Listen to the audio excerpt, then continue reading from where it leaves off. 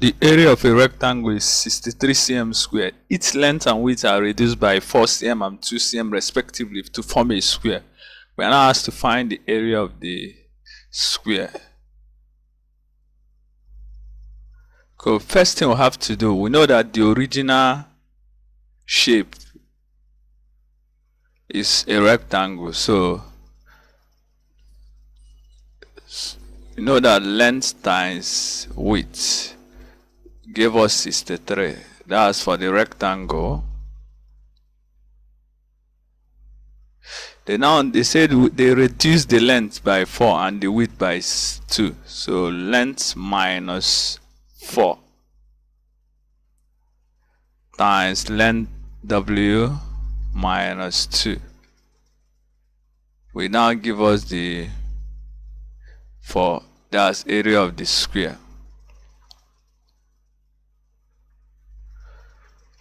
So we need to get L and W. But remember, in a square, the length and width are the same.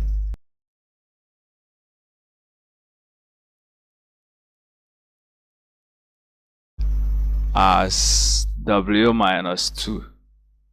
That's for a square. So let's make L the subject of formula, which implies that L is now W plus 2. Do you get? Since it's a square, both the length and the width is now the same. So from here we see that L equals W plus 2. So let's substitute the value in equation 1. This is equation 1. So therefore W plus 2 times W is 63. We have W squared plus 2W minus 63 is now 0. So solving quadratic, this is a quadratic equation. You see that W plus 9, W minus 7. That's the factored form.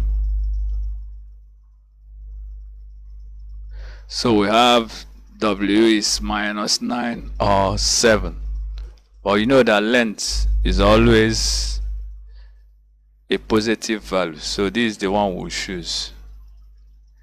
So therefore L is 7 plus 2, which is 9. Therefore the required area now. Therefore the area of the square is now 9 minus 4 times 7 minus 2, which is 25. That's 5 times 5, 25. So our answer is C. At least the answer must be a perfect square, because it's a square. The lengths are equal. We have to solve this by completing the square method. Completing the square is just a way of making x the subject of the formula. So we solve.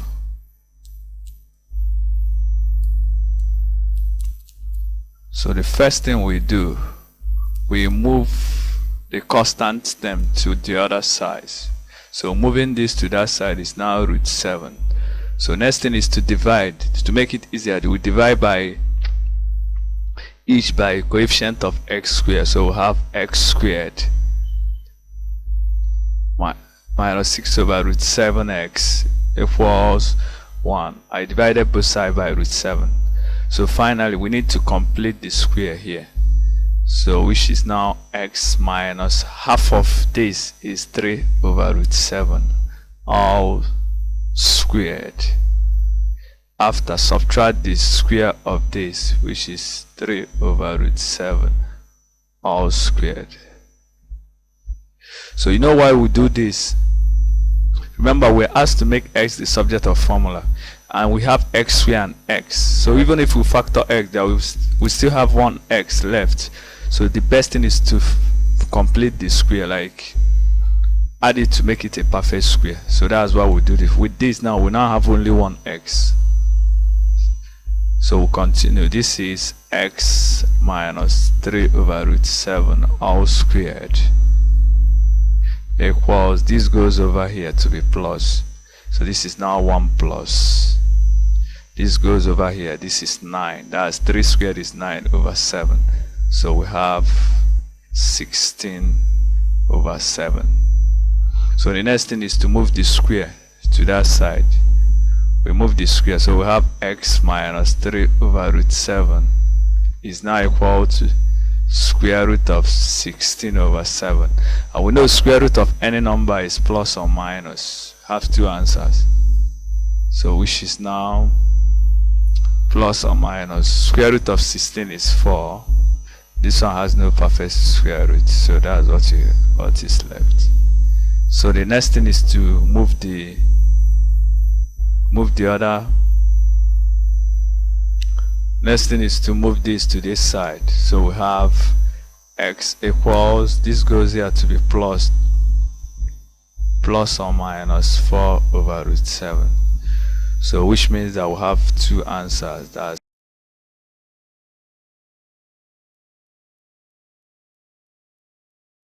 minus 4 over root 7. So we have two answers here. So either x is plus 3 plus 4 over root 7 or 3 minus 4 over root 7.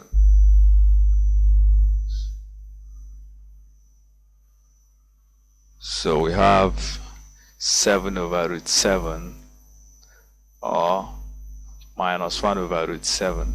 So we can still rationalize. If you rationalize this, multiplying by the conjugate, multiplying numerator and denominator by root 7. So we have root 7 left. While here, multiplying both sides by root 7, we have minus root 7 over 7. So that's the answer. So completing this way, just a way of making x the subject of formula, giving a quadratic function. So that's the answer.